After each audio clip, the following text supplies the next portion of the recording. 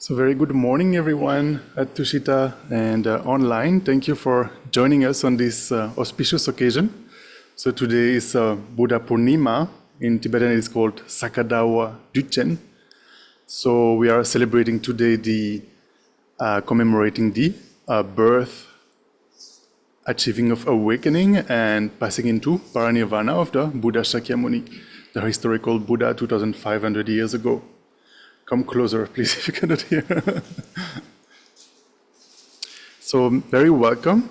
So, we will engage in different practices. We will be reciting a short sutra, the sutra remembering the three jewels to, remember the qualities of the Buddha, remember the qualities of the Dharma, and the qualities of the Sangha. It's quite a short sutra. And then we will engage in the Buddha Shakyamuni Puja, which is actually a short one that was prepared by the former resident teacher of Jamyang Buddhist Center, who is now the abbot of Serame in South India, Karnataka. So, because otherwise this puja, can take even more than a day to perform. It's so extensive. Actually, the actual puja is more than 200 pages, and here we have this short version, which is, I don't know, I think the printed one is about 26 pages, and so it's much shorter. So basically, with this puja, we'll remember, all the deeds of the Buddha Shakyamuni, make offerings to the Buddha Shakyamuni, we'll engage in the mantra recitation of Shakyamuni Buddha's mantra, and present mandala offering, present all kinds of offerings, and so forth to the historical Buddha Shakyamuni. So before we start with these two practices, oh wow, thank you, Chavi.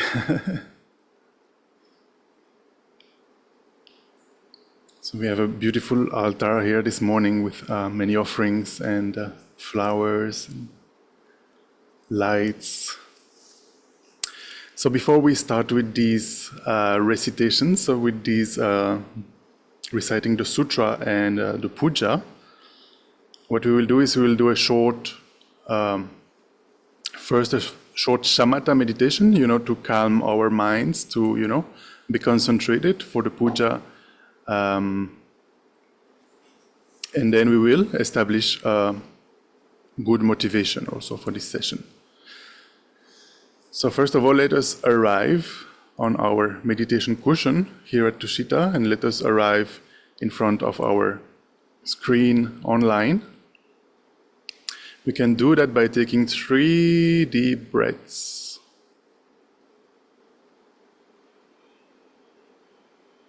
Every time we inhale, we try to refresh our attention.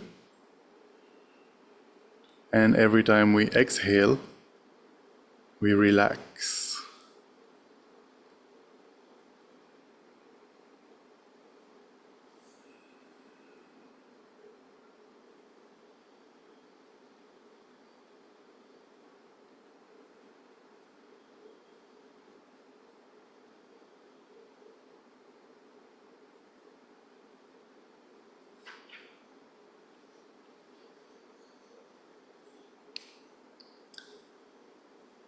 So for shamatha meditation, shamatha is Sanskrit for calm abiding.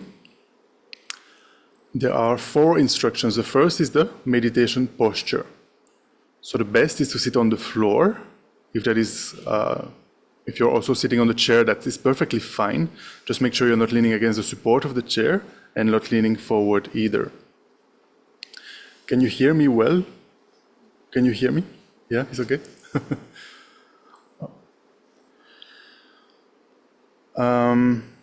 If you're sitting on the floor, the best would be in the full lotus posture, with each foot on top of the other leg. That might be a little bit difficult. Make sure you're not pushing your body, you're not forcing yourself. You can simply sit cross-legged or in half lotus or even Burmese style with one leg in front of the other. The hands, we place them in the concentration or meditation mudra. So you have your right hand on top of the left, the 2 thumbs are slightly touching, and this mudra rests on your lap. The back is straight. You can imagine that there is a string pulling from the crown of your head, keeping your body upright. At the same time, we are relaxed. The shoulders are even. You can, put the shoulders a bit down. The neck is aligned with the spine. You can very slightly tilt the head forward. A tip of the ancient masters is to place your tongue behind your upper teeth towards your upper palate. This helps to reduce the production of saliva while you meditate. And finally, we don't meditate with the eyes completely closed. We leave them slightly opened. But we don't actually pay attention to what our eyes are seeing. It is the mental consciousness that meditates. So we gaze in the space in front of us, 1 or 2 meters in front of us, 45 degrees cast down. So this allows for, some light to enter for those who have a tendency to fall into dullness or laxity while you meditate. This helps to keep you alert. And also, if you familiarize yourself with meditating with eyes slightly open, then in the future you can choose, you can meditate both with eyes open and with eyes closed. But if you familiarize yourself only meditating with eyes closed, then it becomes very difficult to meditate with eyes open. So this is for the posture. There is one space here you can, hello? There is one space here you can come, yeah. So this is for the posture.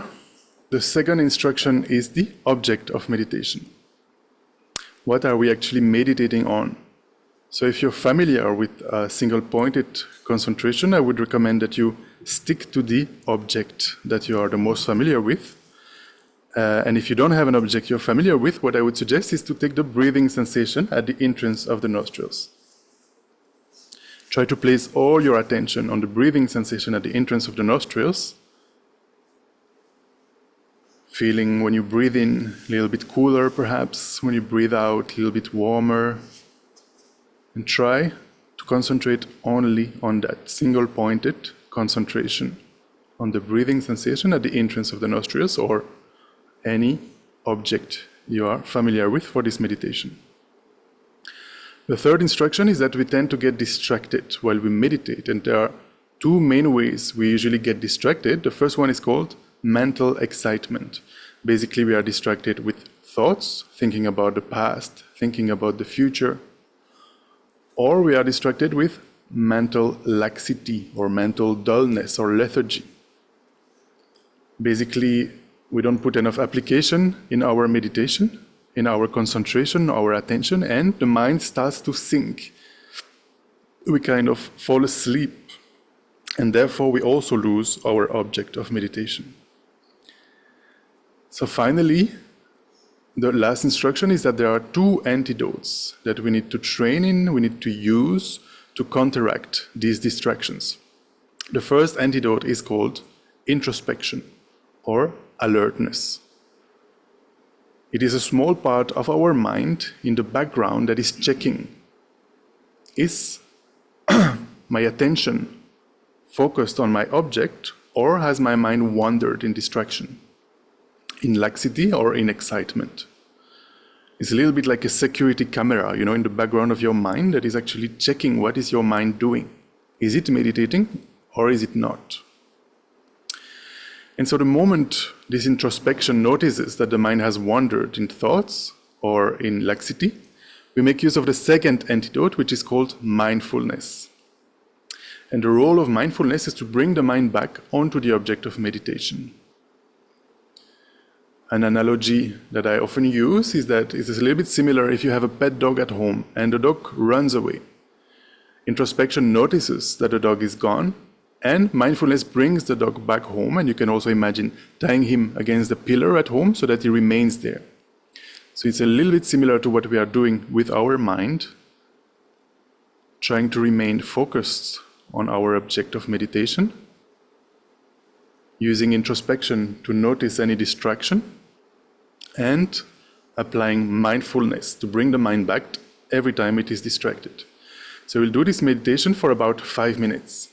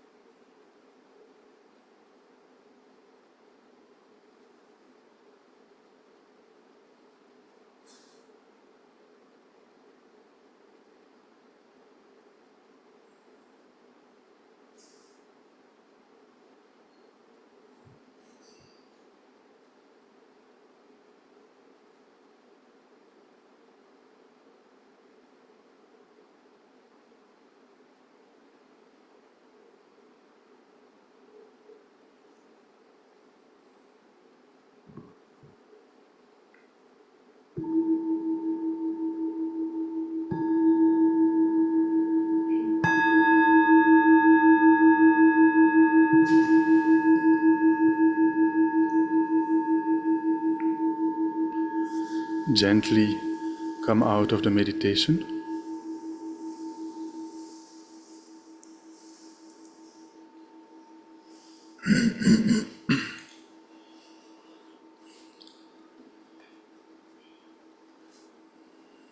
And now that we are hopefully a bit more concentrated, we'll try to establish a bodhicitta motivation for this practice this morning.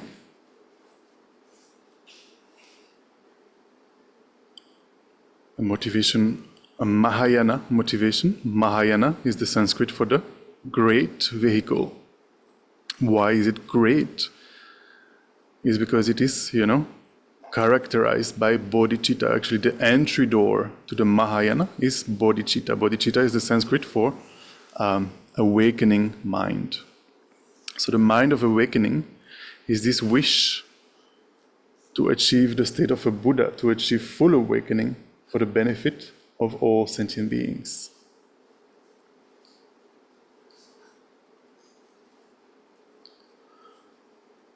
So why do we want to help sentient beings? First of all, what are sentient beings? In Tibetan, sentient beings is Sem Chen. Sem is mind and Chen is possessor, mind possessors. All the beings who are endowed with a mind, who can think, who can cognize. So the Buddha taught that it includes not only humans, but also the animal realm, also, all the beings who have passed away and who are in an intermediate state between two lives, in the bardo in Tibetan. It also includes all the pretas, all the hell realm beings, all the suras and asuras, all the worldly gods, demigods. So all these are sentient beings, are mind possessors. So why do we want to help sentient beings?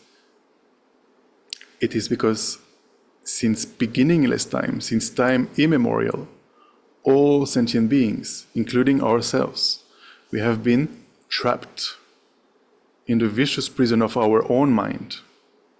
We have been trapped in what is called samsara in Sanskrit. Samsara means the cyclic existence. Basically, since time immemorial, we have been taking rebirth again and again and again without any control due to the power of karma and afflictions. Afflictions, we can also call them negative emotions or disturbing emotions or mental delusions, such as, anger, attachment, excessive desire, jealousy, pride, anxiety, depression, sadness, and so on and so forth. The Buddha actually, taught for several decades and talked about 84,000 afflictions, which is not even, the final count. There are countless, afflictions. So we have been under their power since beginningless time. And the root of all these afflictions is what is called self-grasping ignorance. Basically, we apprehend all phenomena, including ourselves, as existing very solidly, as existing intrinsically, inherently, from their own side. We think that all phenomena exist objectively, independently from the mind. And because of that, we have this feeling, this impression that we are the center of the universe.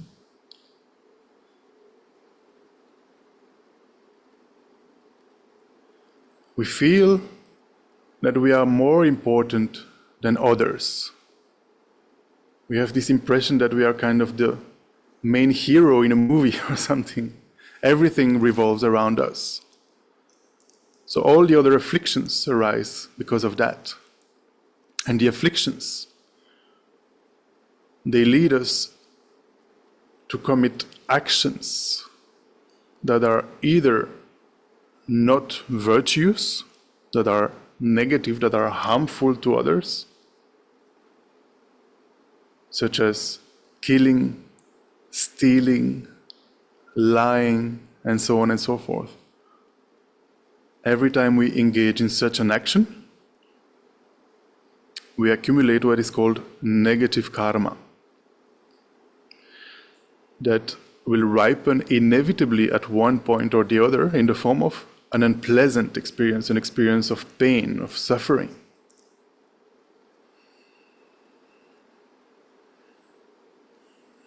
For example, stealing. There are different aspects, different results. If we steal something, the karmic consequences are diverse. In the future, it might lead to poverty, and we will experience results similar to the cause, meaning people will steal from us. It will be difficult to keep our possessions. But this is just one example.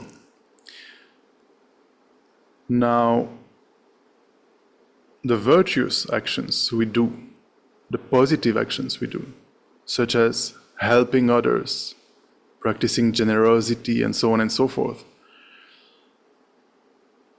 because they are actually contaminated by this self-grasping ignorance. When we do a good action, we feel so solidly real. I am doing a good action. And the recipient is also solidly existing from his own side. The action is so, existing truly, objectively, independently. So because of that, even the positive actions we do, the virtues, karmas that we accumulate, they bring about pleasure, pleasant experiences, but within samsara, within cyclic existence. So basically that means that we don't have freedom, we don't have control. Whatever we experience, pleasant and unpleasant experiences, is due to the karmas we have accumulated in the past. And it's not like it's a karma supermarket and we can choose, today I want a little bit of pleasure, today I want a little bit of pain, to exhaust that. We cannot choose. Here all of a sudden, the AC might stop working, electricity might shut, no fan, no electricity, and today is going to be, I think, 47 or 48 degrees outside. So can you imagine, all of a sudden we don't have control over that. Similarly, when we go home later, suddenly someone, a friend, a family member might come with a gift. Who knows? It all depends on the karmas we have accumulated in the past, and the karma ripens in different ways. So this lack of control is actually the pain, the misery of samsara. We cannot choose when we die where, the characteristics of our next rebirth. At the time of death, we might, experience fear, like attachment to the body. We don't want to die. We don't want to lose this body. We don't want to lose our possessions, be separated from our friends, family, so forth. So this might bring immense fear. And at the time of death, according to our mental state, any karma accumulated in the past can ripen and propel us, project us into the next life. So in this case, with this fear, this strong attachment to the body, most likely a negative karma will ripen and propel us in an unfortunate rebirth. At the moment we have this human body, which is extremely rare. It is said in the lower realms, there are countless beings. If you take, for example, the Preta realm, beings there are numberless. In comparison, if you look at the animal realm looks like empty. But there are also countless beings there. So in comparison to the animal realm, with countless beings, the human realms looks totally empty. So we can see this with our own eyes on this planet, actually. We have about 8 billion human beings. And how many just ants, forget about the animal realm, the number of ants on the planet. So perhaps at the moment with this human body, our experiences are quite balanced. We have some pleasure, some pain. We are not doing too bad. But imagine, even among the 8 billion human beings on this planet, the amount of unhappiness, of suffering that there is. We don't have to look very far. Just here in Delhi, imagine 47 degrees today. How many people actually don't have a house? How many people don't have an AC? How many people don't even have a fan? Can you imagine how difficult that must be? We can try to generate a sense of compassion for all sentient beings who are continuously, circling in cyclic existence. Sometimes born like that, in a hot place without a fan. Sometimes experiencing acute sicknesses. Sometimes born in a country that is at war. Can you imagine the suffering of the people right now in the Middle East, the people in Ukraine, for example? Sometimes born as animals. We can see in the wilderness, for example, in the wilderness, animals are living in a constant fear of being hunted by other animals. They're never completely at rest, at ease.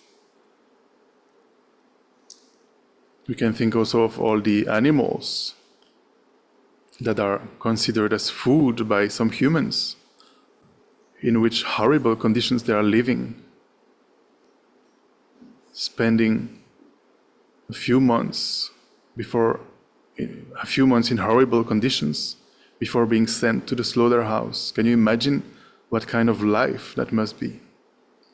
Let us try to generate a sense of compassion for ourselves and all sentient beings, wishing that all sentient beings be free from suffering and the causes of suffering, the karmas and the afflictions. May all sentient beings be free from that. Let us try to take this thought even further. Let us try to generate the altruistic intention. At the moment, we have this human body. This human body, we have all our mental, physical capacities, we have so many leisures, freedoms, endowments. And very importantly, we live in a world where the Buddha Shakyamuni has appeared 2,500 years ago.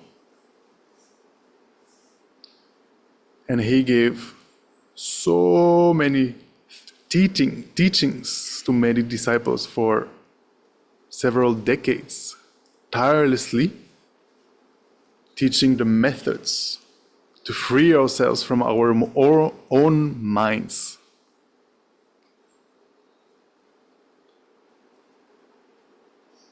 So not only the Buddha appeared and taught, but also his teachings are still very much available to this day. Especially nowadays, with just one click, we can read the Buddha's teachings, we can read the sutras.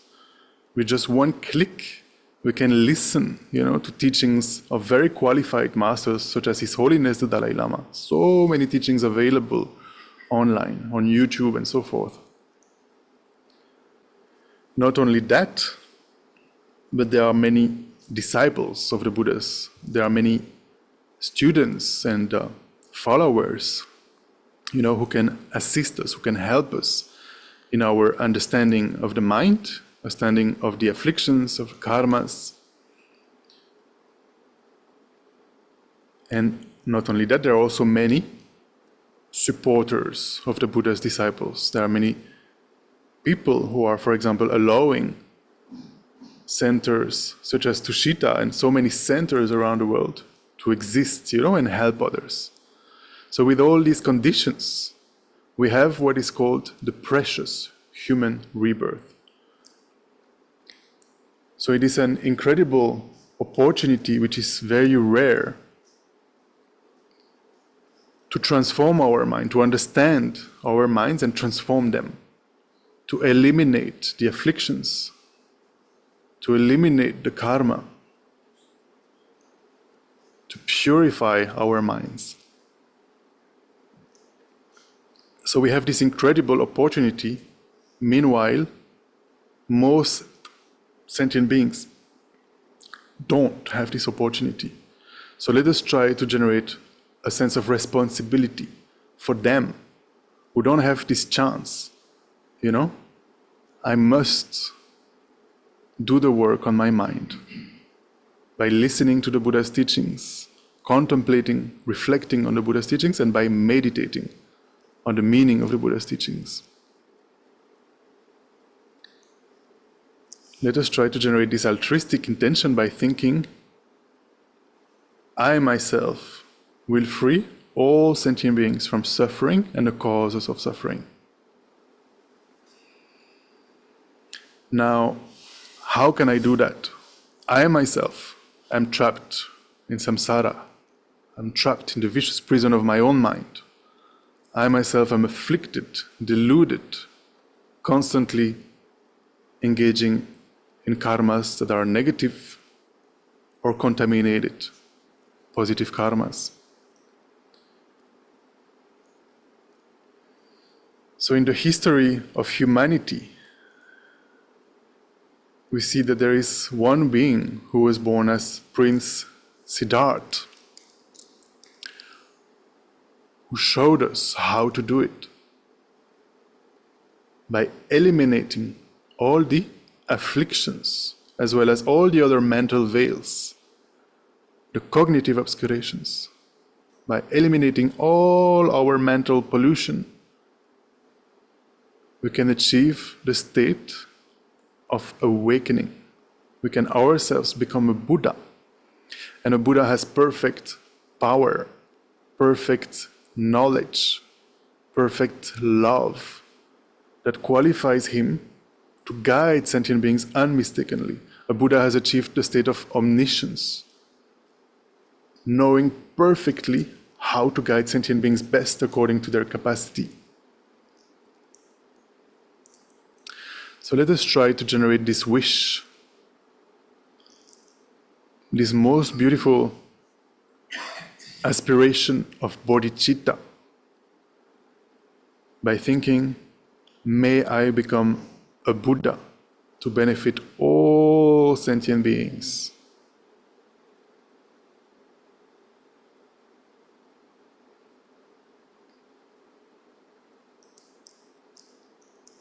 So with this motivation in mind, we will engage in reciting the Sutra, remembering the three jewels, and the Shakyamuni Buddha Puja. So we can turn first to the Sutra, remembering the three jewels. I will share my screen online. I hope you can all see my screen on Zoom.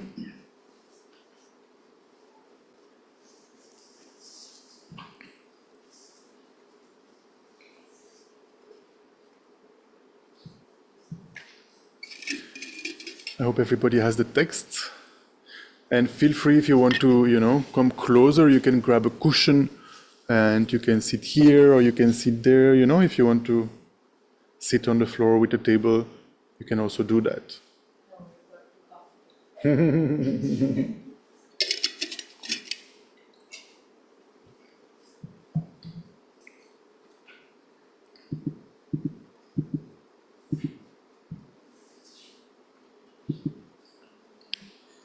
And is everybody comfortable with the fans and is not too hot, not too cold?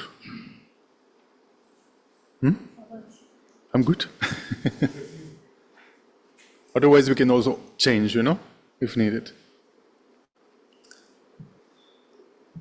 Okay, so we can turn to page 3. And we can recite the sutra together slowly, remembering the qualities of the Buddha, the qualities of the Dharma, and the qualities of the Sangha. So the Buddha, when we talk about Buddha, we're not only talking about the historical Buddha. Of course, it includes him, but there are countless Buddhas, countless, beings who have eliminated their afflictions, who have eliminated their cognitive obscurations and achieved this state of omniscience. So Buddha refers to that, this absence of the two obscurations. Then the Dharma, the actual Dharma. In general, when we say Dharma, we mean the teachings of the Buddha. But the actual Dharma, jewel, is more specific than that. The actual Dharma is that which purifies. And what is purifying is the wisdom directly realizing emptiness. And the result of that is also the Dharma, is the absence of the mental obscurations. So that is the Dharma, the wisdom that realizes that all phenomena, including the self, don't exist objectively, don't exist intrinsically, inherently from their own side. They don't exist independently from the mind. Then the Sangha. In general, when we talk about Sangha, we talk about, the monastics, the monks, the nuns, or we can call this a Sangha. When we talk in general, we can call it like a community of practitioners, a Sangha. But the actual Sangha is those beings who have directly seen emptiness, the Arya beings. The beings who are already on the path of seeing or above. So you have the 5 paths. Gate, Gate, Paragate, Parasamgate, Bodhiswaha. First gate is the path of accumulation. The entry gate is this bodhicitta, or renunciation for the Theravada path. Second gate is the path of preparation. And the third gate, the Paragate, is the path of seeing. Someone who has, started to go beyond by apprehending reality as it is. At least once has seen directly that phenomena like true existence. So such beings are known as Arya beings. They are the actual Sangha. So let us recite this sutra together. In Sanskrit, Arya Ratnatraya Anusmritri Sutra. In Tibetan, Pakpa Koncho Sumje Sudran Pedo.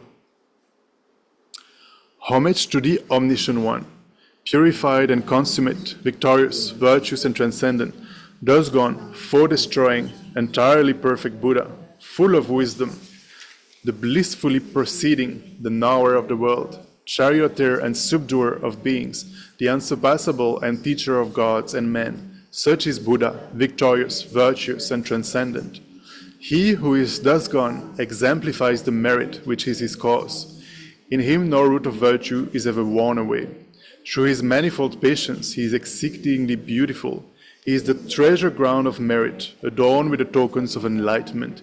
He is graced with the flowers of the marks of Buddhahood. All he does is seasonable and opportune, and nothing inharmonious mars the sight of him. True joy indeed he gives to those who open up their hearts to him in faith.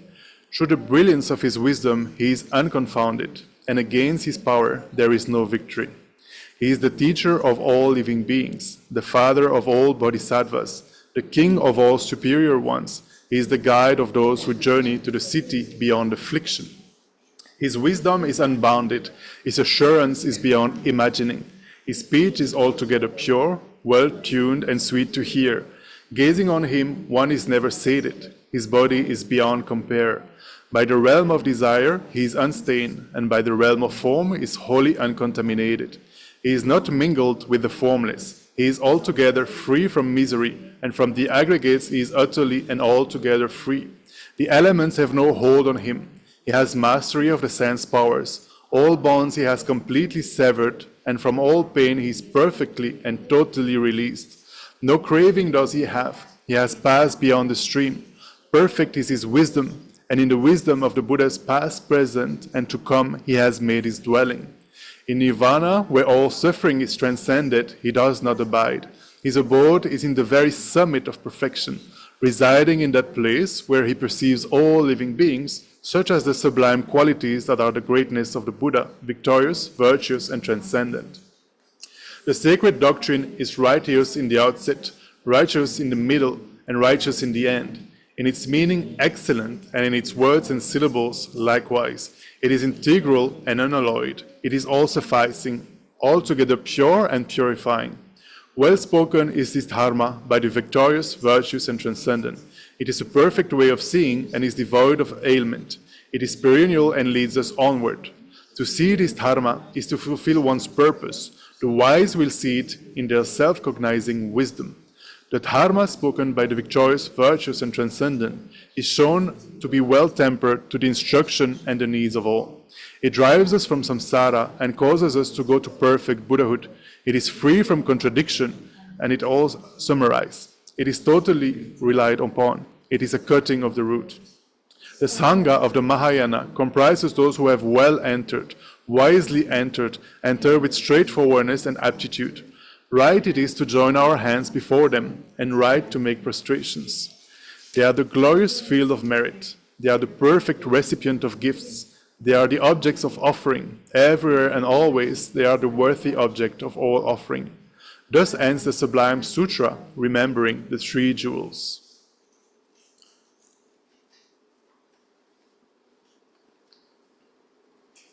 So now we can turn to the Buddha Shakyamuni Puja.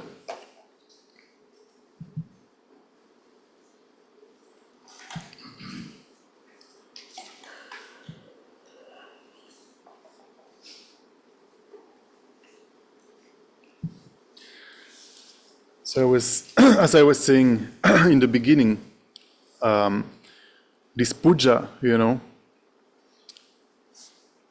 mainly it is about remembering, on this auspicious day, celebrating every year, Buddha Purnima or Saka Dawa in Tibetan, celebrating, commemorating the birth, achieving awakening, and the passing into parinirvana of Buddha Shakyamuni. So basically we are remembering all his deeds. So we'll read, about his deeds, his life events, and so forth. We'll also engage in making offerings, mentally remembering his qualities, mentally prostrating, So normally this puja takes at least the whole day and can even take up to 4 days. It's very extensive. But here, thanks to Geshe Tashi Tsering, who is now the abbot of Serame, we have a short sadhana. So hopefully we can do this in about 1 hour, because I think some of us want to go to the National Museum afterwards to pay homage to the Buddha relics that are kept there. So we'll try our best to complete this within that time. So the first part is to establish the field of merit.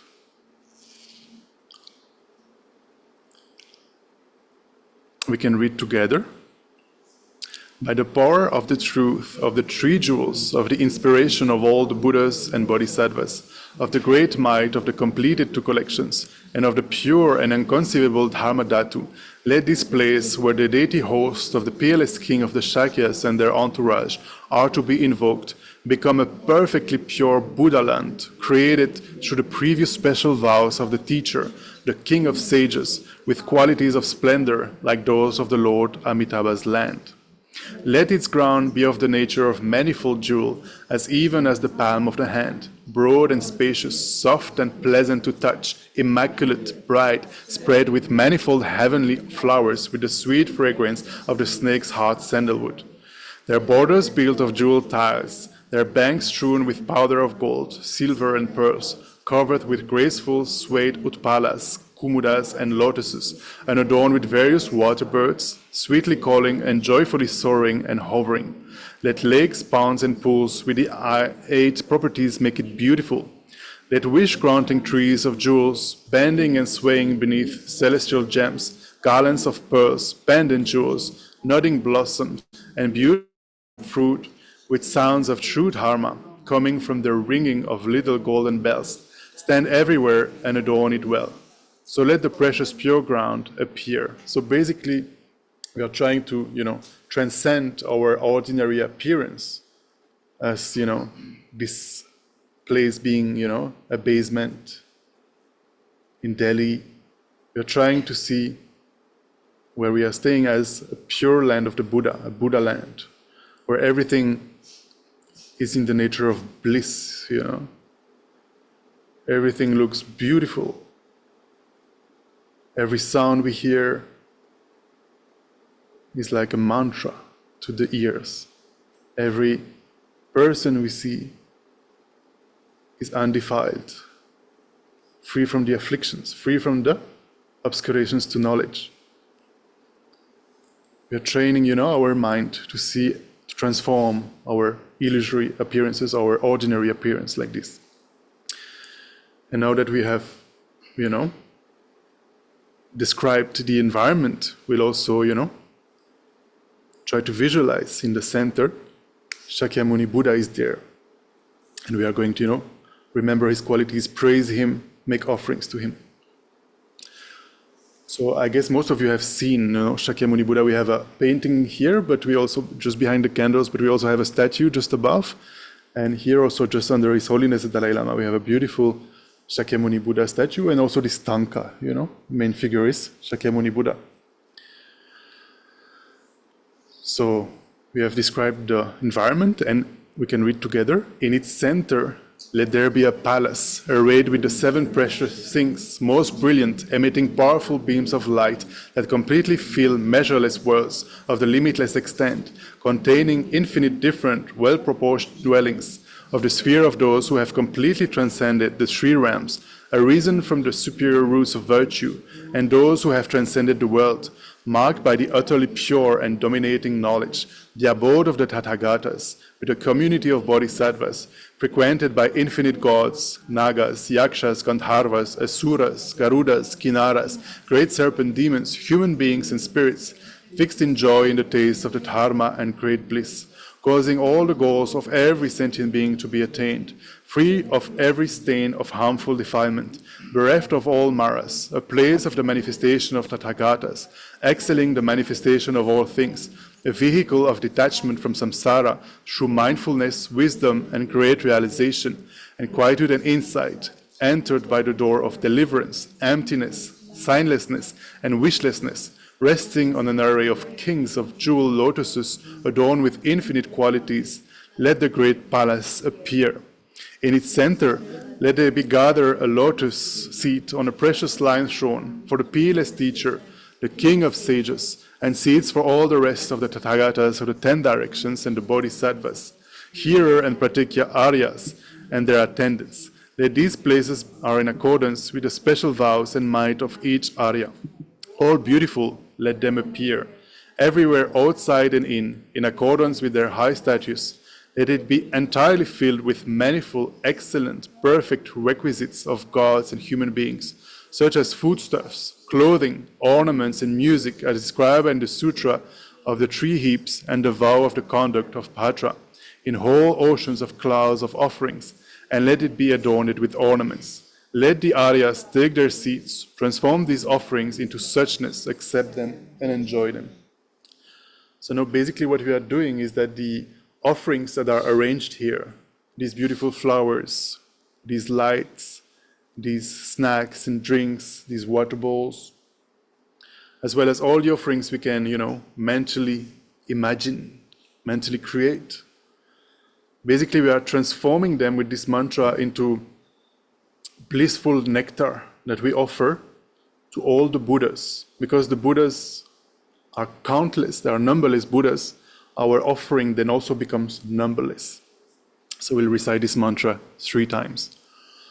Om Namo Bhagavate Vajrasara Pramadane Tathagataya Arhate Samya Sambuddhaya Teyata Om Vaje Vaje Maha Teja Vaje Mahavidya Vaje Mahabodhicitta Vaje Mahabodhi Mendopasam Kramana Vaje Sarva Karma Avarana Vijodana Vaje Swaha.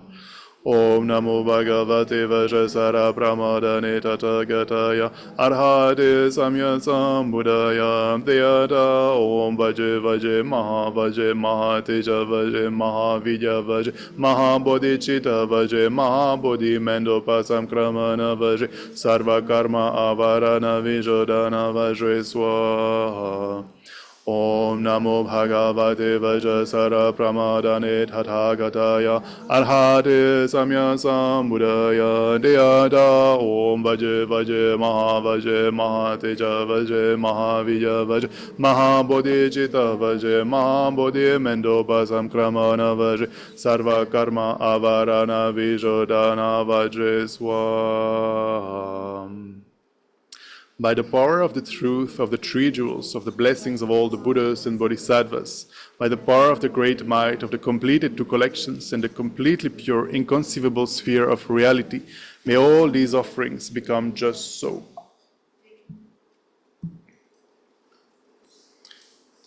So then visualizing the Buddha Shakyamuni in front of us, as well as all the Buddhas, Bodhisattvas, visualizing all sentient beings around us, starting with our father or male caregiver on our right, mother, female caregiver on our left, all our friends, families, people who make us agitated as well. Everyone, all sentient beings in human form are joining us. We are guiding them into taking refuge and generating bodhicitta. So we can read one time in English to familiarize ourselves with the meaning, and then we can also chant twice in Tibetan. I go for refuge until I'm enlightened to the Buddha, the Dharma, and the Supreme Assembly. By my merits of practicing giving and other perfections, may I become a Buddha to benefit all sentient beings. Sangye Chudan Tsoki Chonam La Jonju Bado Dagni Kyapsoichi Dagi Jinso Gipe Di Dagi Jola Penchir Sangye Jubara Isho Sangye Chudan Tsoki Chonan La Jonju Bado Dagni Kyapsoichi Dagi Jinso Gipe Di Dagi Jola Penchir Sangye Jubara Isho. And then to reinforce the bodhicitta that we generated at the beginning of the session, we'll read also the 4 immeasurables. May all beings have happiness and the causes of happiness. May all beings be free from suffering and the causes of suffering. May all sentient beings never be separated from the happiness that knows no suffering. May all sentient beings abide in equanimity, free from attachment and anger that holds some close and other distance. And then invoking the merit field. Protector of all beings without exception, divine destroyer of intractable legions of Mara, perfect knower of all things, Bhagavan and retinue, please come here. Perfector of ocean-like sets of non-attachment, faultlessness, imperturbation, all-inclusion, undistraction, unconfusion, method, power, vows, and wisdom knowledge, homage to you. Mindfulness, efforts, the basis of psychic power, the supreme faculties and the amazing powers, the enlightenment factors and the Arya paths, all these you duly realized, homage to you. In the 3 countless eons completing the 10 stages, to tame the gods you became in Tushita, the excellent being known as Svataketu. You of infinite merits, homage to you. Knowing it was time, you happily entered the womb, were born from the womb, engaged in youthful sports, went forth and lived in practices of austerities, realizer of all benefits, homage to you. Beneath the Bodhi tree, you overcame with mind of loving kindness Mara's force. All the conquerors of the 10 directions gave you empowerment. O great hero, homage to you. Having won the 5 super knowledges by the supreme Vajra-like Samadhi, you gained the unsurpassable awakening, leader of the world, homage to you. Abandoning all stains and their imprisons, your wisdom knowledge great completely full. So you're the whole world's refuge, even the gods, perfect Buddha, homage to you. You gained the triple kaya, bodies of great wisdom, bliss and wisdom, with 5 certain features, and with the elaborations stilled by nature, and showed in all forms for others, homage to you. Your body, gleaming like the king of mountains, gives off infinite light just like the sun, and shines all round with the marks and signs. Unparalleled protector, homage to you. With the true words of the Dharma, eloquence, of excellent meaning, you proclaim your lion's roar that fears no listener, and bedecked its 60 qualities, homage to you. You of the 5 wisdom knowledges, clear unobstructed, of non-abiding equality, source of virtues, achieving all good for disciples, free of all concepts, Lord of the world and nirvana, homage to you. Discoverer of all virtues, worldly disciples, of the rhinoceros-like and conqueror's children, common and superior, supreme teacher of samsara and nirvana, homage to you. Though you are free from all the bonds and fetters, by infinite miracles that fulfills your vows, you benefit beings as long as samsara lasts. Sole friend of all beings, homage to you. Turning the excellent precious wheel of dharma, you discipline beings very hard to tame, and fix disciples in the 3 liberations, possessor of the 10 powers, homage to you. Knowing the seasons of your disciples' fortune, you entrusted the doctrine to the Aryas, and manifested nirvana at Kushinagar, putting an end to sorrow, homage to you. That beings' merits may yet be increased, your remains were turned in heaps of relics, serving as basis for the world's word worship. Whose deeds are ceaseless, homage to you. Once, Lord, do we have the same text? Okay, I don't have that one. Wait, I have it here. Which page is it?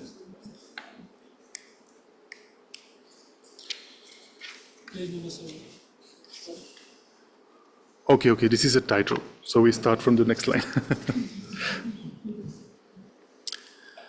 Once, Lord, when you took birth as a Brahmin, not bearing in compassion the misery of a tigress and her cubs, you gave your body, healer of affection, homage to you.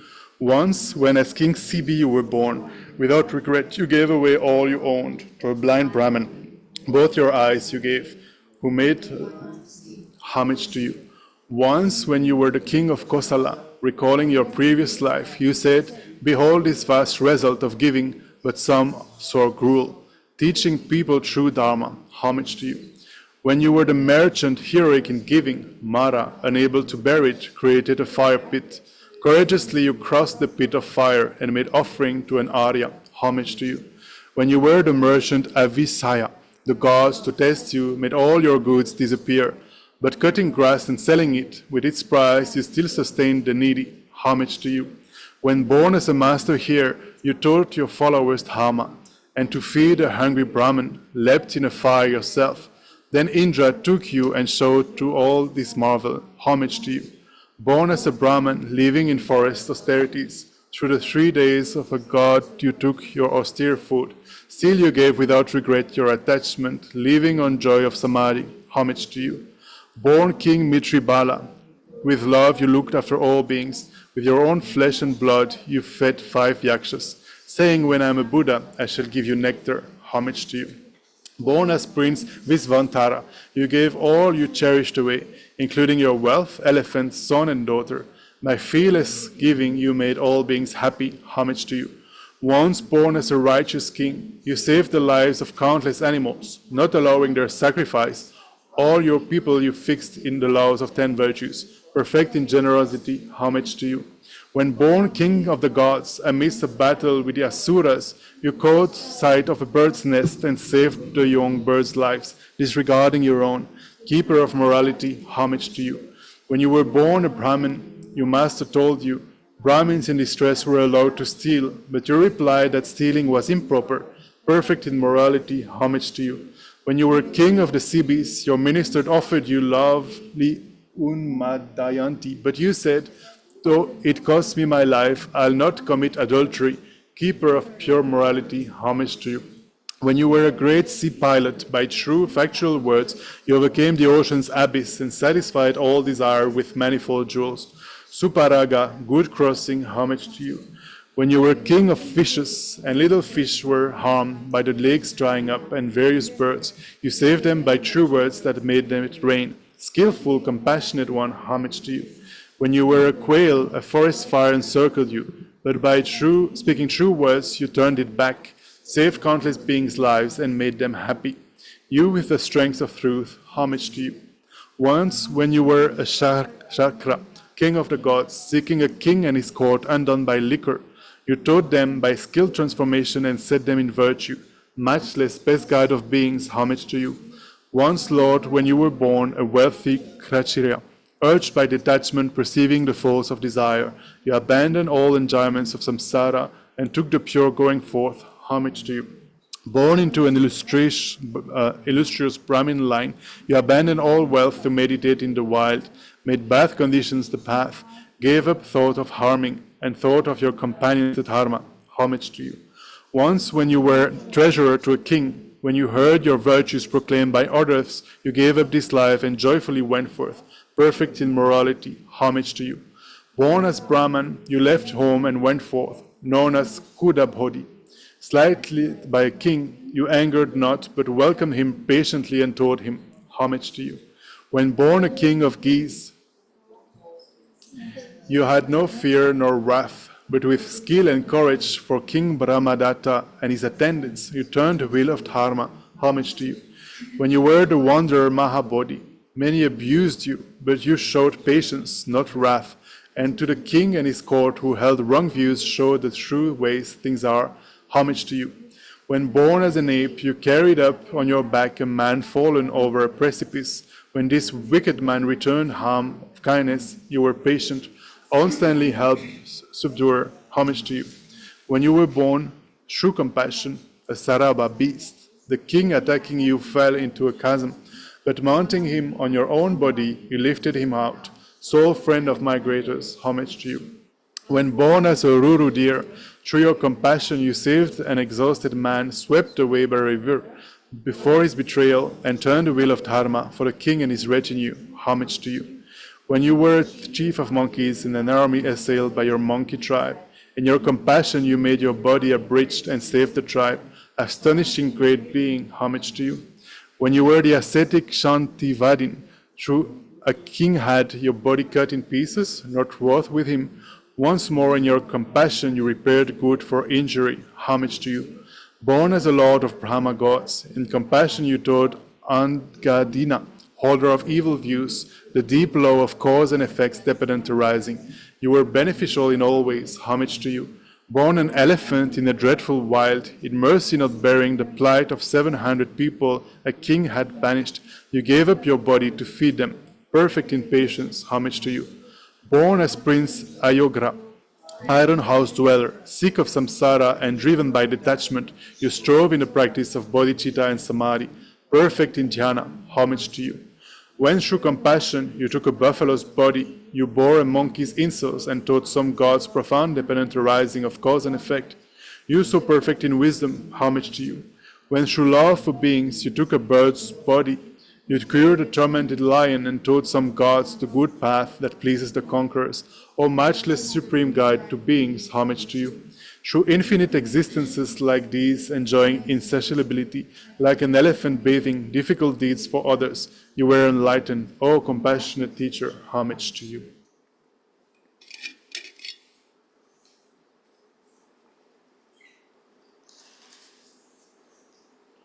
So now that we remembered all these qualities and deeds, we'll mentally present offerings to the merit field with all the Buddhas, the main figure being Buddha Shakyamuni, on this auspicious occasion of Saka Dawa Buddha Purnima. So we can read together, and mentally as you read, try to visualize making these beautiful offerings. Flowers grown on land or water, not possessed by gods or others in this or another place. I present you, chief of sages, every excellent incense tree in this or another place. Gods and others' marvelous incense, I present you, chief of sages. Light from dazzling, noble gems, or produced from shining trees, or from suns and moons and so forth, sent out to all parts I offer. Perfume from fine fragrant trees in this or another place I send out to every region and present you, Lord of sages. Sending out clouds of the finest offerings, seas of jewel nature, jewel mountains and so forth, to all regions I'll make the offerings. Troops most fond of play and pleasure laughing, graceful and so forth, the most joyful anywhere, I'll send out to every region. Sources of adornments, clothes and so on, like wish-granting trees, I reciting Vajra mantras offer unto all the Buddhas. Generating bodhicitta for all sentient beings' sake, sending it to every region I'll make offering to all the Buddhas. Through my offering, the perfection of giving, may sentient beings all achieve wealth and abundance, may their happiness lack nothing. Let all beings be established in their vows and bodhicitta. I send everywhere the calming of great faults like violence. May the suffering of malice, fear, and other things be calmed. May yogins in friendliness practice dharma selflessly. Let me not reach Buddhahood till samsara meets its ends. May all sentient beings too practice with such energy. Let all creatures, great defilements such as greed, be pacified. Let all beings undistracted be possessed of the four dhyanas. Made pure by applying wisdom, great wisdom of Buddha's gnosis, best at curing suffering, may all beings be pure Buddhas. Then we also offer a mandala to the merit field. So basically a mandala is symbolic of the whole universe. We are offering all the universe and all the things that it contains to the Buddha. So we can turn to the English version, which is probably on the next page. Yeah.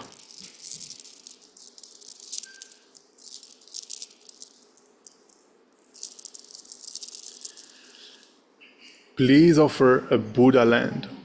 Om Vajra Grun Ahom, mighty golden ground. Om Vajra fence Ahom, outside it is encircled by the surrounding wall.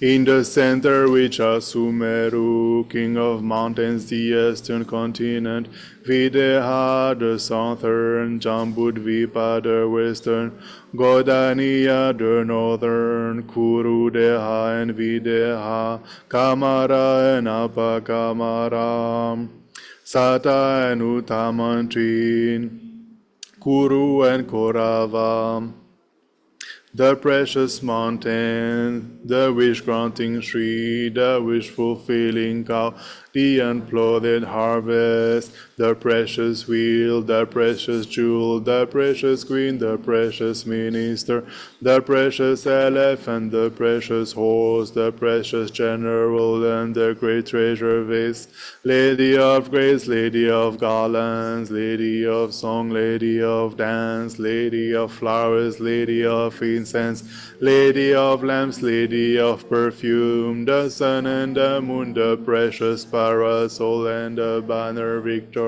in all the quarters. In the center, the most perfect riches of gods and human beings, with nothing missing, pure and delightful, to my glorious, holy, and most kind root and lineage gurus, and in particular to the deity host of Lama Zopa, king of sages, Mahavajradhara, and their divine retinue. I shall offer these as a Buddha field. Please accept them with compassion for the sake of migrating beings, having accepted to me and all migrating mortal sentient beings as far as the limits of space. Out of your great compassion, please grant your inspiration. This ground, anointed with perfume, strewn with flowers, adorned with Mount Meru, 4 continents, the sun and the moon, I imagine this as a Buddha field and offer it. May all living beings enjoy this pure land. May the spiritual teachers who lead me on the sacred path and all spiritual friends who practice have long life. May I pacify completely all outer and inner life hindrances. Grant such aspirations, I pray.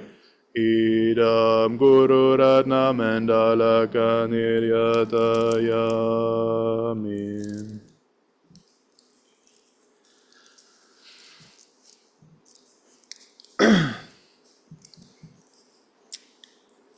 Creating water pools from seas of learning, flowers of virtues, incense clouds of morals, lamps of wisdom, perfume lakes of faith, best ambrosial foodstuffs of samadhi, sound sea symbols of melodious praise, raised umbrellas, banners, flags around, of compassion, judgment, and quick wits, decorate my body's storied palace.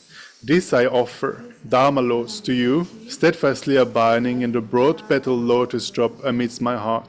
I request with truly longing mind, may it always please the world's Guru, may it always please the kings of Dharma, so that henceforth until body, your compassion's hook will sustain me. I make offering in faith, please accept it and inspire me. With folded hands, I beseech the fully awakened ones present in all directions and the greatly compassionate Buddhas. Whatever sin I, a brute, have committed or caused others to commit in this life and others throughout the beginningless cycle of existence, and anything in which I have deliberately rejoiced, thereby harming myself, that transgression I confess, overcome by remorse. Whatever offense I have committed out of disrespect with my body, speech, and mind against the three jewels, against mothers and fathers, and against spiritual mentors and others, and whatever terrible vices I, a sinner, defiled with many faults, have done, O guides, I confess them all. How shall I escape it? Rescue me quickly. May death not soon creep upon me before my vices have vanished. Death does not differentiate between tasks done and undone. His traitor is not to be trusted by the healthy or the ill, for it is like an unexpected great thunderbolt. I have committed various vices for the sake of friends and enemies. This I have not recognized. Leaving everyone behind, I must pass away. My enemies will not remain, nor will my friends remain. I shall not remain, nothing will remain. Whatever is experienced will fade to a memory. Like an experience in a dream, everything that has passed will not be seen again. Even in this life, as I have stood by, many friends and enemies have passed away. The terrible sin induced by them remains ahead of me. Thus I have not considered that I am ephemeral. Due to delusion, attachment, and hatred, I have sinned in many ways. Day and night, the lifespan unceasingly diminishes, and there is no adding on to it. Although lying here on a bed and relying on relatives, I alone have to bear the feeling of being cut off from my vitality. From a person seized by the messengers of death, what good is a relative and what good is a friend? At that time, merit alone is a protection, and I have not applied myself to it. O protectors, I, negligent and unaware of this danger, have acquired many vices out of attachment to this transient life. One completely languishes while being led today and to have the limbs of one's body amputated. Parched with thirst and with pitiable eyes, one sees the world differently. How much more is one overpowered by the horrifying appearances of the messengers of death as one is consumed by the fever of terror and smeared by a mass of excrement. With distressed glances I seek protection in all four directions. With good from this great fear. Seeing the four directions devoid of protection, I return to confusion. What shall I do in that state of great fear? Right now I go for refuge to the protectors of the world, whose power is great, to the jinas who strive to protect the world and who eliminate every fear. Likewise, I earnestly go for refuge to the dharma that is mastered by them and that annihilates the fear of the cycle of existence, and to the assembly of bodhisattvas as well. Trembling with fear, I offer myself to Samantabhadra, and of my own I will offer myself to Manjughosha. Terrified, I utter a mournful cry to the protector Avalokita, whose conduct overflows with compassion, that he may protect me, a sinner. Seeking protection, I earnestly invoke noble Akashagarbha, Kshitigarbha, and all the compassionate ones.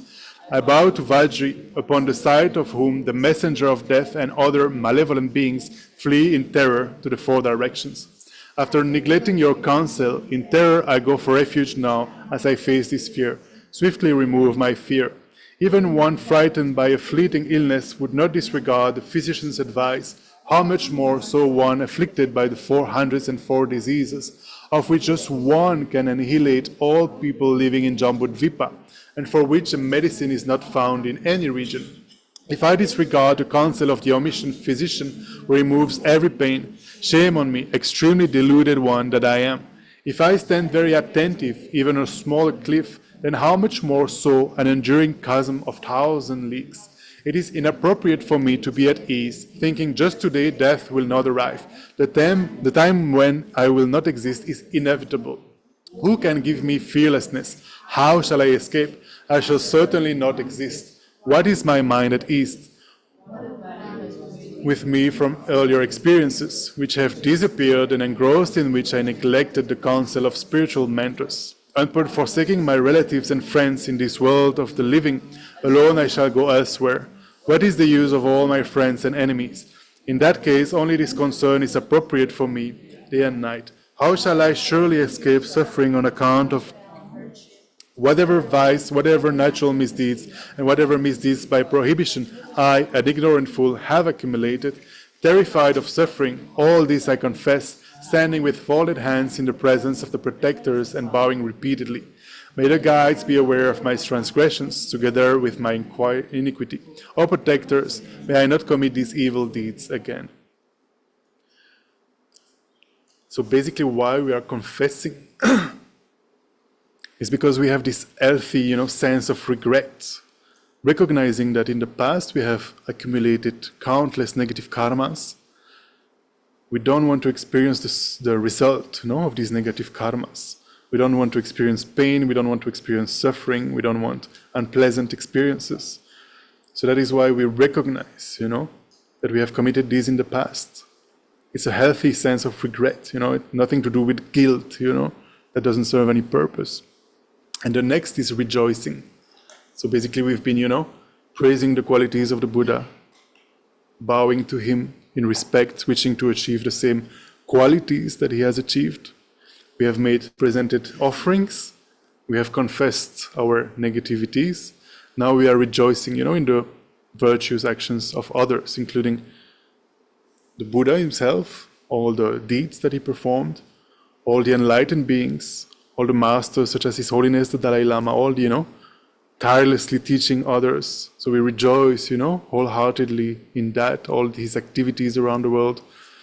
So incredible, he's turning 89 in July and still every day is meeting hundreds of people.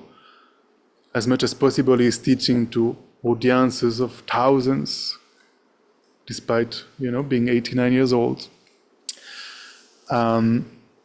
We can also rejoice, in the life and activities of the ordained Sangha, the monastics, where we have made the decision to dedicate their life to the study, reflection, and meditation. We are living in India. We have these great monasteries, in the south. We have Sera, Ganden, Drepung, so many monasteries with thousands, of monastics who are, from morning 3 or 4 a.m. to evening, 10 p.m. something, engaged in memorizing the texts, debating on the text, receiving teachings, and offering service to others. So we can rejoice in that, We can also rejoice in the, virtuous actions of all the people, your own virtuous actions.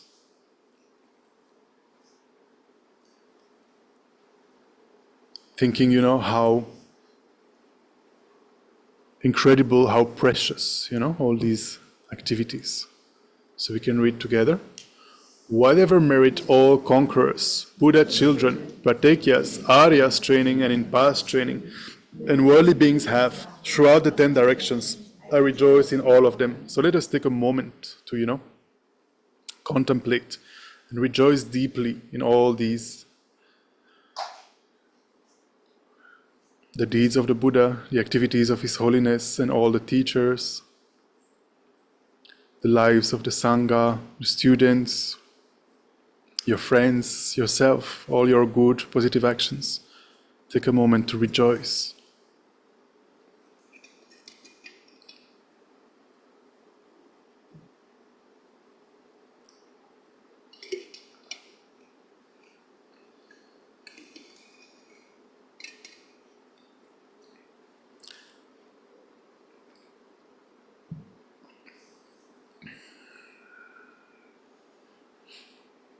every time when we were doing a puja with Lama Zopa Rinpoche, and there was a line about rejoicing, Lama Zopa Rinpoche would make us pause for several minutes, to take the time to rejoice, because rejoicing is the quickest way, to accumulate merit. In just a few seconds of rejoicing, we can create so much positive potential, to transform our minds by rejoicing in the virtuous actions of others. The next is requesting to teach. We can visualize, that we request His Holiness the Dalai Lama, for example, and all the Buddhas to share their Dharma knowledge, to guide us, to lead us out of samsara, to give us the methods. So we can imagine offering them big Dharma chakras, Dharma wheels, requesting them to teach. All you lights of the worlds of tens of directions who have awakened to body and realized non-attachment, I urge you all protectors to turn the unsurpassable wheel of Dharma. And then requesting our gurus, such as His Holiness the Dalai Lama, to stay with us in a healthy body for a long time, to continue to teach us. So we can visualize offering beautiful thrones, with the double Vajra, which symbolizes indestructibility, immortality. Those who wish to demonstrate nirvana, I request with folded palms to stay for eons as many as the atoms of their lands, for all beings' happiness and welfare. And finally, dedicating the virtues that we have accumulated by prostrating, offering, confessing, rejoicing, and requesting, we dedicate that towards enlightenment, towards awakening. So dedication is, why we do it is because it is said that one moment of anger, can eliminate all the positive potential we have created for eons. But if we dedicate properly, it is a little bit like, putting your cash into the bank.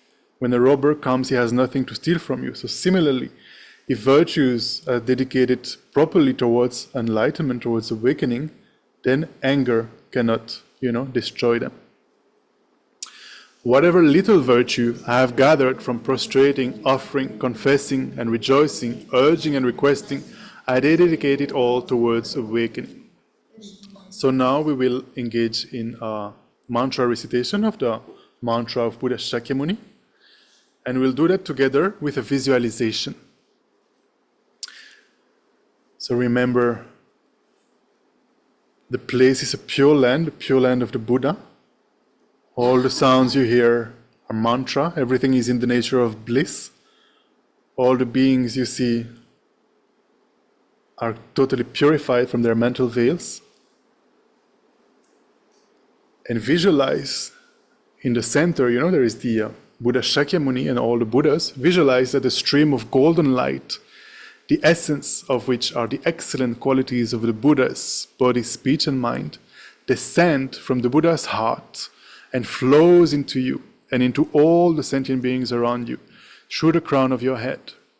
These infinite good qualities permeate every part of you. Concentrate on this blissful experience of receiving the blessing and inspiration of the Buddha while we recite the mantra.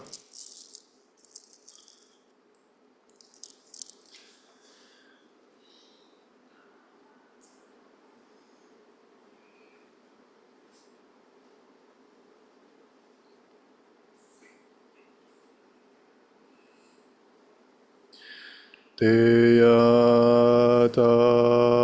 o mune mune mahamunaye swaha. Teyata o mune mune mahamunaye swaha. Teyata o mune mune mahamunaye swaha. Teyata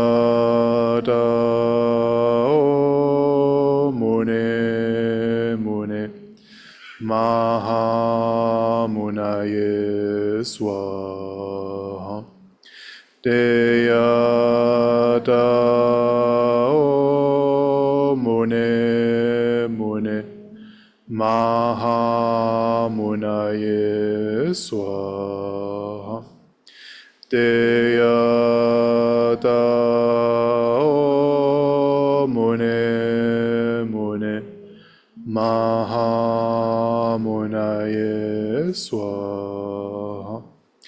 Deya Dao Mune Mune Mahamunaye Swaha. Deya Dao Mune Mune Mahamunaye Swaha. Deya Dao Mune Mune Mahamunaye Swaha. Deya Dao Mune Mune Mahamunaye Swaha. Deya Dao Mune Mune Mahamunaye Swaha. Deya Dao Mune Mune Mahamunaye Swaha. Deya Dao Mune Mune Mahamunaye Swaha.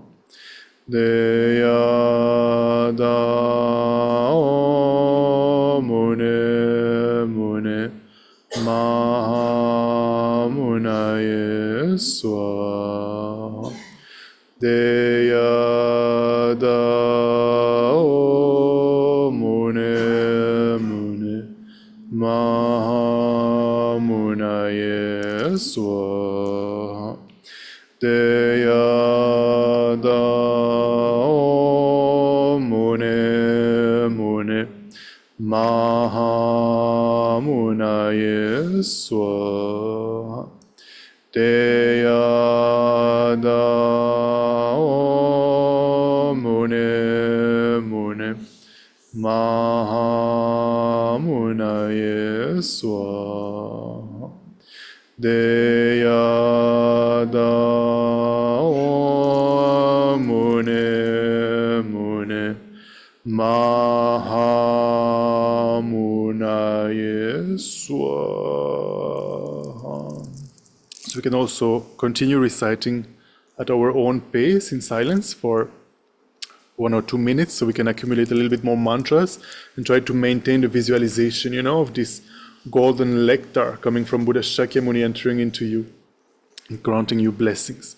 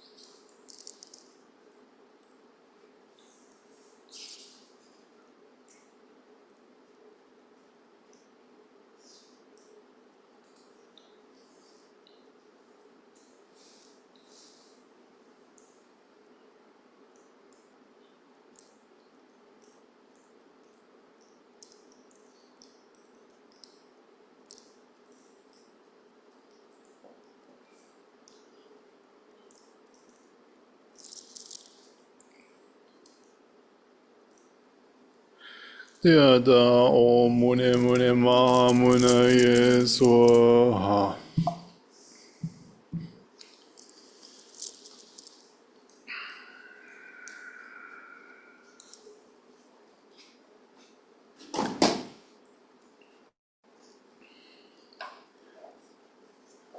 You do all that is good for beings and grant cities in accordance. Please go to your Buddha lands, but come back again later.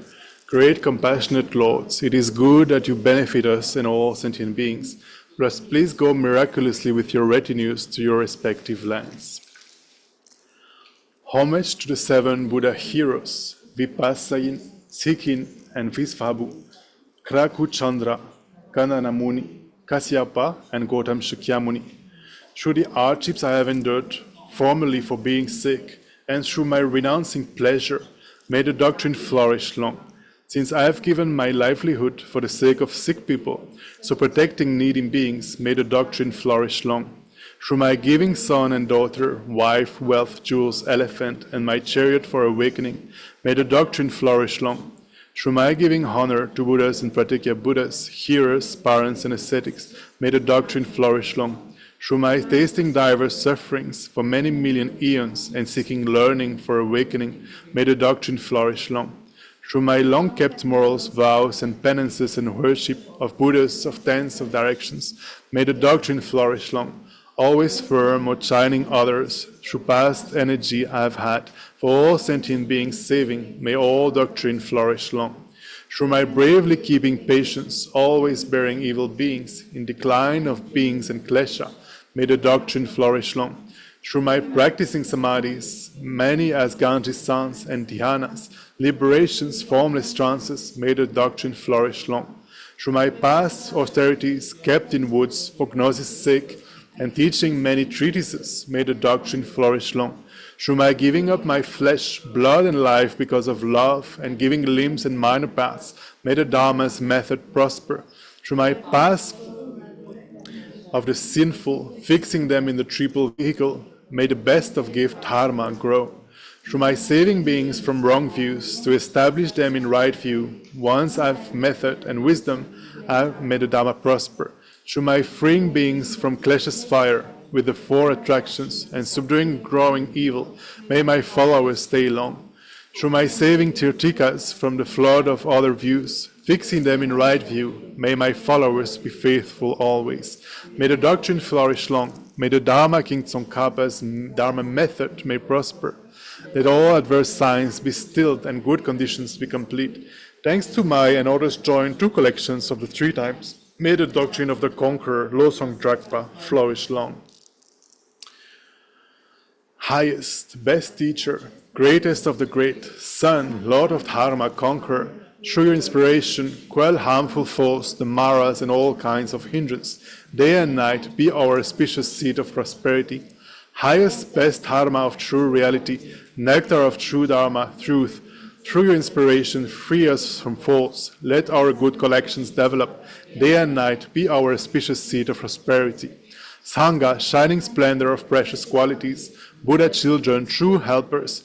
Through your inspiration, quell our defilements and sufferings, the faults that torment us. Day and night, be our auspicious seat of prosperity. Giving charity, keeping morality, practice of patience, undertaking energy, concentration, realizing true mode of being. Let us here and now have the blessing of these 6.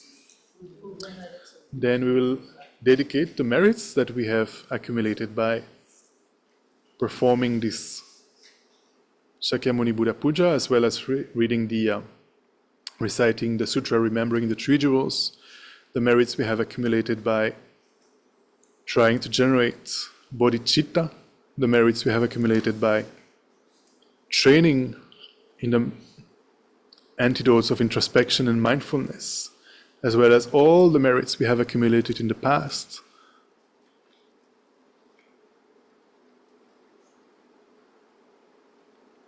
We dedicate so that we may soon, very soon, become fully awakened Buddhas in order to guide all sentient beings perfectly without leaving anyone behind.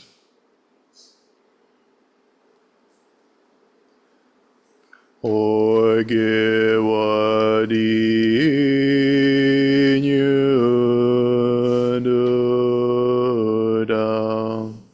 Lama Sangye Drogyonim Drowa Jikyang Malubam Deisala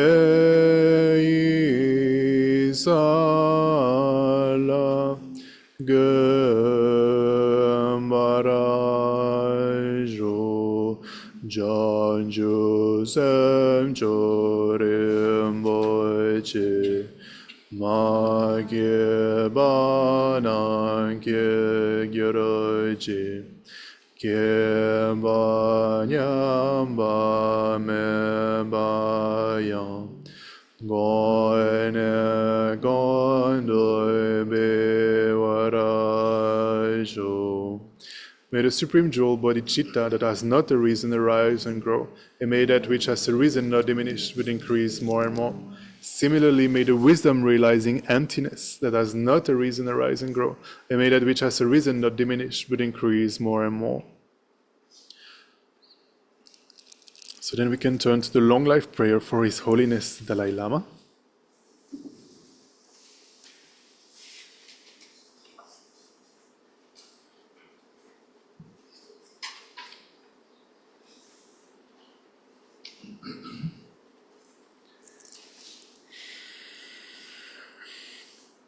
Making strong requests for His Holiness, who is like, the sun of this whole planet, to remain,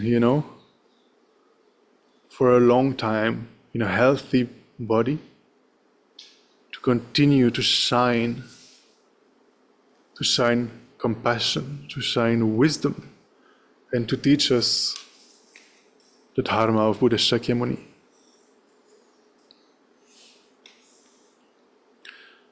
So we can read once in English to familiarize ourselves with the meaning and making strong requests to His Holiness the Dalai Lama, and then we'll chant in Tibetan as well. Incomparably kind and supreme Tenzin Gyatso, the wish-granting, wish-fulfilling jewel, source of every single benefit and happiness in this world, may you have a long life and all your holy wishes be spontaneously fulfilled. Jintem kam dir bende maleba gale joe sambe yijino kadrin so me tenzing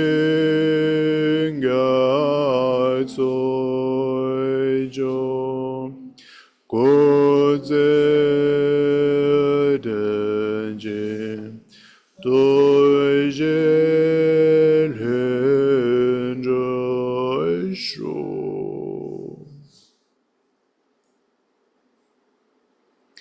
Similarly, we can request all our teachers, spiritual guides, to remain for a long time and to continue to teach us the Dharma of Buddha Shakyamuni.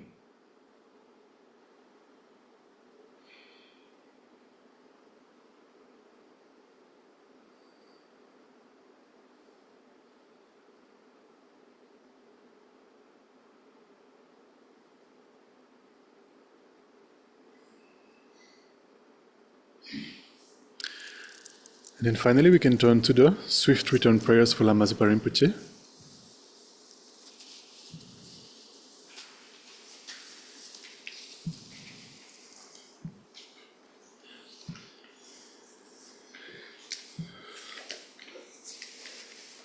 So I'll just briefly explain in case some of you don't know. Lama Zopa Rinpoche was the founder of Tushita, and not only Tushita, the whole foundation for the preservation of the Mahayana tradition It has about 130 centers, services, and projects around the world. So Rinpoche co-founded Tushita and the FPMT with Lama Yeshe. You have a photo of Lama Yeshe here. And Lama Zopa Rinpoche took the aspect of passing away last year. And you might know that in the Tibetan culture, it is actually, a tradition to look for the reincarnation of such awakened masters. So, for example, His Holiness the Dalai Lama, is known as the 14th Dalai Lama, the 14th incarnation of the Dalai Lama.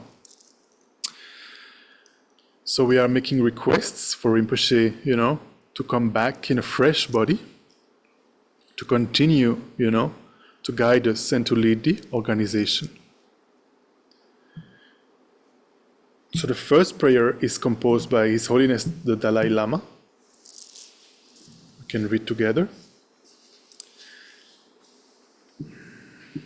Peerless teacher and assembly of the children of the victorious ones, Shravakas and Pratyeka Buddhas, victorious law song, father and sons, along with the lineage masters, all the objects of refuge of infinite lands, please bestow the virtue and goodness of accomplishing this prayer here and now, holding and spreading the Muni's precious and complete teachings through explanation and practice. You all the armor of patience that is never discouraged, incomparable, venerable Guru, to you I make request.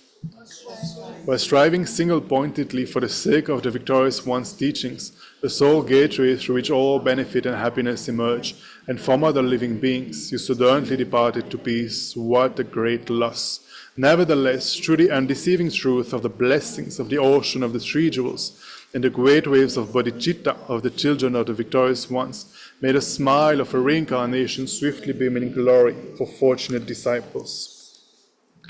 The next prayer is composed by Jado Rinpoche. So Jado Rinpoche, you might have probably seen him because he's the the Kalachakra master. Basically, in the past, when His Holiness was giving the Kalachakra empowerments around the world and many times in Bodh Gaya, Jado Rinpoche was the the main person there, and Jado Rinpoche is also in line to maybe in 1 or 2 decades become the Gondan Tripa, the head of the Gelug lineage of Buddhism.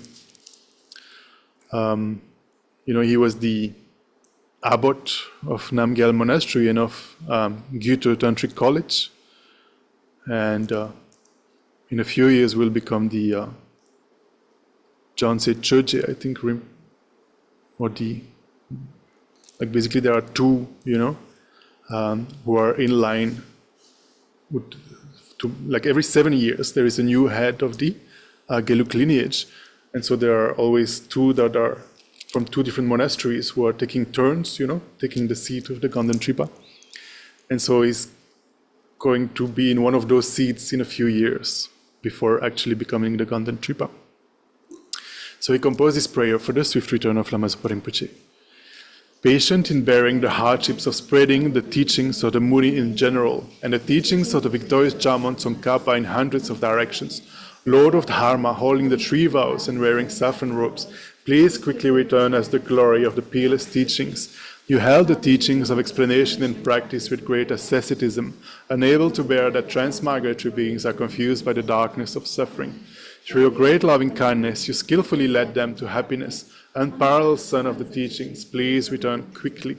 Beautified by the ornament of the supreme patience in increasing the practice of the supreme authentic teachings of the victorious one through listening, reflection, and meditation, guide of all transmigratory beings along the perfect path, true and perfect pure Guru, please return quickly.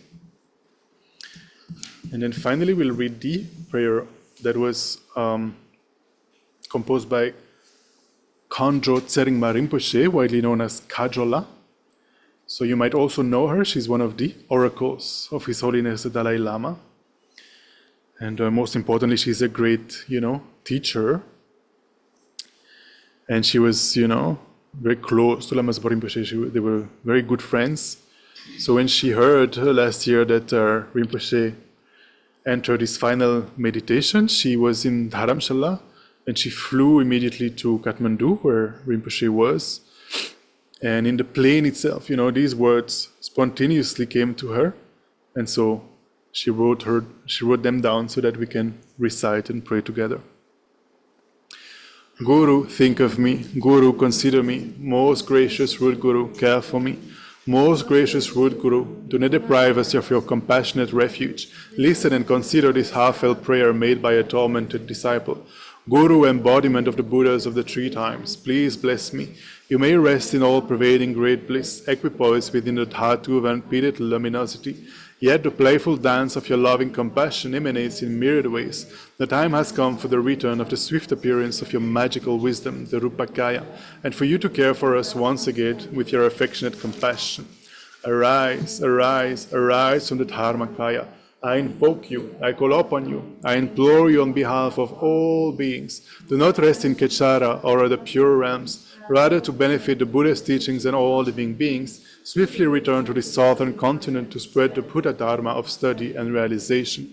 Quickly return to guide us poor, wretched beings. Such is the desperate cry of us, your disciples. Return so that we may actually behold your presence and receive the blessings of your body, speech, and mind. All violations, errors, mistakes, and broken samaya that we have made in relation to your body, speech, mind, and spontaneous activity, through our being confused and conceiving things in erroneous ways, we confess within the luminous essence of your three kayas. Of everything auspicious, the supreme auspiciousness, may there be the auspiciousness of emptiness and compassion. May there be the auspiciousness of a timely meeting between master and disciples. Through the force of the truth of unchanging suchness, may the unmistaken incarnation return quickly. This lament was made by me, a Dakini with pure faith and samaya, her eyes filled with tears of sorrow. May these wishes of a beggar woman be fulfilled through the blessings of the deities of the three roots. Perception, its object, and the perceiver all dissolve within the expanse, the blissful clarity of suchness. Ah. So finally, we also dedicate all the merits that we have accumulated today, as well as all the merits we have accumulated in the three times, so that the wars that are happening around the world immediately come to an end. May there be no new war. May there be no famine. May there be no epidemic. May there be no financial crisis. May there be no disasters of the elements, natural catastrophes. And may peace and harmony prevail in everyone's hearts and lives.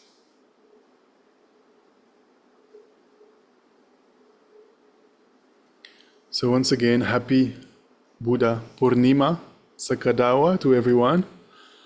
And thank you so much for joining us, everyone here at Tushita and online. And I will just briefly mention our next activities. We are actually going to pause soon for a summer break. The center will be closed in June and July. But until the 1st of June, we still have several activities happening. The next one is on Saturday at 2 p.m. We'll recite the Golden Light Sutra for World Peace. This will be at 2 p.m. here in person only, because we are actually, the text, if we read the whole text, is going to take about 5 hours.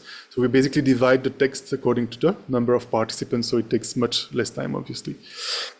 So yeah, I didn't think yet how to do that online, so this time only in person, and maybe after the summer break we'll think how to do it online as well. Then on Monday at 6:30 p.m. there will be an introductory talk to the Buddha's teachings, which might be very interesting for people who are new, wondering about the teachings of the Buddha. For people who have already studied, maybe it'll be a little bit redundant. I mean, you might find one or two interesting things, but mostly it's going to be aimed at beginners. So that is Monday at 6:30 p.m., both online and in person here. And on Tuesday, either we'll have a puja or most likely we'll have a visiting monastic who is going to also share a teaching. It's not 100% confirmed yet, so I will, confirm on the WhatsApp as soon as it's confirmed if we have this visiting monastic on Tuesday. And then, of course, until the 1st of June, so there is about, I think, 7 more sessions. Every morning we have from 9 to 9:30, we have the guided meditation online. So thank you very, very much, and see you very soon.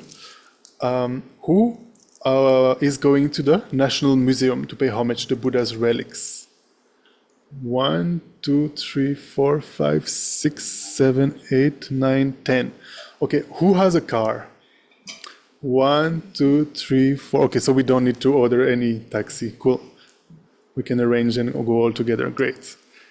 So yeah, we'll try to leave soon, but it just only takes 15 minutes. So if you want, before we go, please enjoy. We can, have some, snacks. There are snacks at the back, also some drinks, and we can also distribute these. You can also, take some of these home to give to your helpers, to your gods, so that they benefit also a little bit from the puja. Thank you very much.